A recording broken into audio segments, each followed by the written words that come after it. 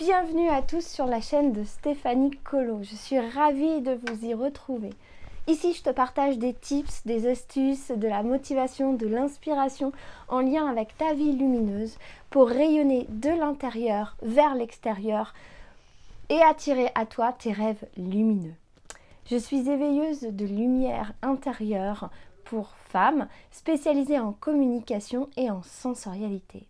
J'accompagne les femmes à se reconnecter à leur intuition, à écouter leurs émotions et à décrypter leur personnalité au niveau sensoriel pour se reconnecter au meilleur d'elles-mêmes pour vivre leur vie lumineuse et extraordinaire. Ce mois-ci, tu trouveras chaque jour un conte ou une histoire que je vais te raconter. À la fin de chaque lecture, je te laisserai un petit temps pour t'imprégner de cette histoire, pour vivre le conte et voir quelle énergie, quel message vibre en toi. Je vais te laisse venir à toi ce qui vient. Quel message, quelle sensation, quelle couleur vient à toi. Puis, je te donnerai des pistes de réflexion, des astuces que je t'invite à mettre en place, en pratique dans ta vie quotidienne. Le conte du jour est tiré du livre de Jacques Salomé, Conte à guérir, conte à grandir. Le conte du jour, le conte de la petite ratonne laveur qui avait plein, mais vraiment plein de désirs. Il était une fois une ratonne laveur qui avait tout plein de désirs en elle. Et cela depuis très longtemps, depuis toute petite. Des désirs de toutes les couleurs.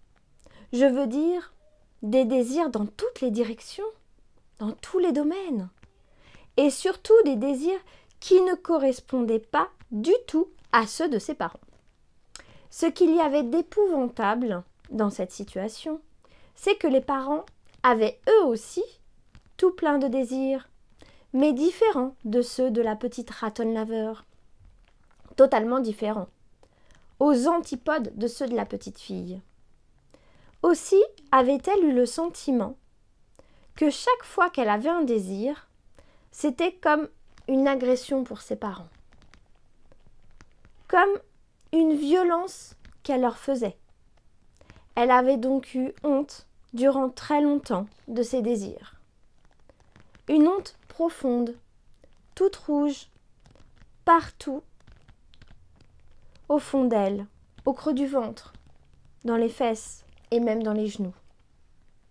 C'est douloureux, une honte dans les genoux d'un raton laveur qui se déplace beaucoup. Et savez-vous comment on voyait qu'elle avait honte? Quand elle avait des désirs différents de ceux des personnes qu'elle aimait, eh bien, elle produisait des verrues. Oui, des verrues.